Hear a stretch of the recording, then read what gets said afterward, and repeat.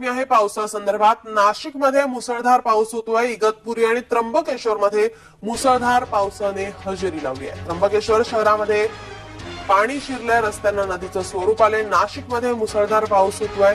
इगतपुरी त्र्यंबकेश्वर मध्ये जोरदार पाऊस होतोय आणि त्यामुळे शहरामध्ये पाणी शिरलेलं आहे, रस्त्यांना नदीचं स्वरूप आलंय। हवामान खात्याच्या अंदाजानुसार आता राज्यामध्ये पावसाने हजेरी लावलेली आहे। नाशिकमध्ये मुसळधार पाऊस होतोय।